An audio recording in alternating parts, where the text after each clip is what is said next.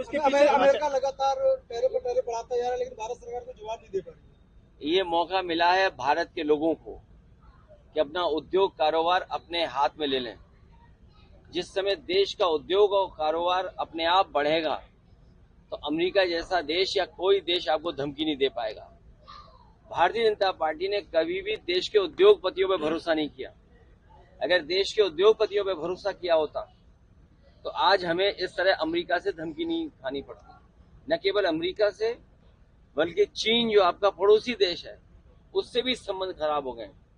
चीन जैसे देश ने हमारा बाजार छीना, हमारी जमीन छीनी, जो हमें एक बार नहीं 1962 से लेकर उससे पहले 1950 में जो भारत और भारतीय की धरती के साथ धोखा हुआ उसकी हम और आप कल्पना नहीं कर सकते। सबसे ज्यादा जमीनें भारत की अगर किसी ने छीनी है तो वो चीन ने छीनी है।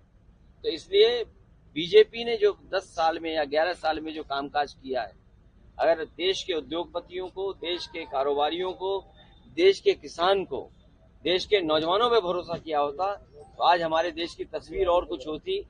जो made in India, make in India के नारे दिए थे वो नारे दूसरों को लिए दिए थे, ये भारत के लिए नारे नहीं थे। ये तो बीजेपी वाले बता पाएंगे नारे किसके लिए थे। सर, प्रदेश सरकार ने आंकड़े जारी किए हैं अपराध को लेकर। अपराध जो है 2017 के बाद कम हुए हैं, तो क्या लग रहा है कि आंकड़े सही है? ये सवाल इतना अच्छा पूछा है, मेरे मन का पूछ लिया सवाल तुमने। और ये मन का इसलिए पूछ लिया कि सब इटावा के रहने वाले हो सब, और आज रक्षाबंधन के दिन जब रक्षाबंधन का हम संकल्प लेते हैं अपनी बहन का, अपने परिवार के लोगों का, तो हमारी आपकी भी जिम्मेदारी बनती है कि यहाँ के नागरिकों की रक्षा हम लोग करें। तो भारतीय जनता पार्टी की सरकार में मेरे जाने के बाद मुझे उम्मीद है आप पुलिस कप्तान से मिलेंगे जाकर। हम तो डीजीपी और सरकार ने न जाने कितनी बार मांग की है कि टॉप 10 अपराधियों की सूची दे दें। हमारे पत्रकार साथी आज के बाद मेरे से मिलने के बाद जब अगली बार मिलोगे आप तो मैं आपसे टॉप 10 की सूची मांगूंगा इटावा की।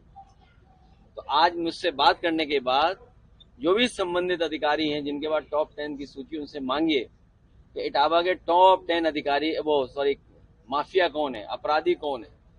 अगर उनकी सूची आ जाएगी तो जिले जिले की सूची आ जाएगी तो आपको प्रदेश के भी माफिया मिल जाएंगे कि टॉप 10 माफिया प्रदेश के कौन है। और जब तक सूची सरकार की नहीं आती है तो असली माफिया अगर कोई है तो वो सरकार खुद माफिया है जो माफियों के साथ खड़ी है। सर, ओपी राजभर ने ABCD का फॉर्मूला दिया है समाजवादी पार्टी के लिए, अराजकता, धर्म, ये सारी चीजें बताई गई हैं। और पूछिए। जिस तरह से लगातार सर, संदीप सिंह शिक्षा मंत्री हैं, उन्होंने बोला है कि समाजवादी पार्टी के टाइम पर कोई शिक्षा ऐसी बेहतर नहीं थी और सिर्फ नकल माफिया ही सक्रिय रहते थे। देखिए, नकल करने वाले वो लोग हैं, नकल से वो लोग पास हुए होंगे जो कह रहे थे गा से गधा है, जिन्होंने ये कहा पब्लिकली लोकतंत्र में, गा से गधा वाले ही नकल से पास हुए हैं। गा हमारे लिए गरीब है, गरीब के बच्चों की पढ़ाई हो इसलिए पाठशाला लगे और पाठशालाएं खुले। सरकार वो सूची नहीं दे पा रही है कि कितने स्कूल बंद हुए हैं और कितने मर्जर की सूची में थे। सरकार को दोनों की सूची जारी करनी चाहिए और हम तो अपने पत्रकार जागरूक साथियों से कहेंगे कि आप लोग सूची जारी करो इटावा की। ये जो सवाल हमारा पूछा है इन्होंने, उम्मीद है इनके पास सूची होगी कि पहले कितने स्कूल बंद हुए प्राइमरी और मर्जर की लाइन में कितने थे। तो कम से कम देखिए कि जानकारी मिले लोगों को, और ये इसीलिए हो रहा है जिससे गरीब के बच्चे पढ़ ना पाए। बीजेपी अपना अध्यक्ष नहीं चुन पा रही है, इस पर क्या करेंगे?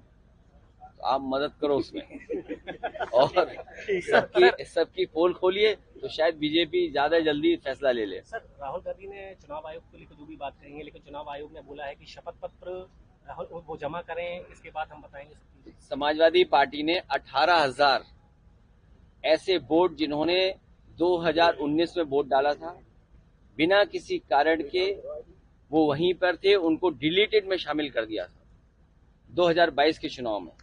वो पूरी सूची समाजवादी पार्टी ने दी थी। अभी तक किसी भी अधिकारी के खिलाफ कोई कार्रवाई चुनाव आयोग ने नहीं की। वो 18,000 के वोटर लिस्ट जो डिलीटेड हुए थे जानबूझ करके बीजेपी के सारे पे किए गए थे, उसकी सूची दोबारा हम लोग चुनाव आयोग को भेज देंगे।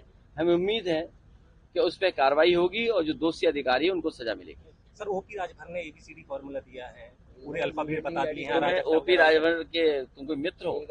तब ठीक है, या चैनल नहीं चल पा रहा है। ठीक है।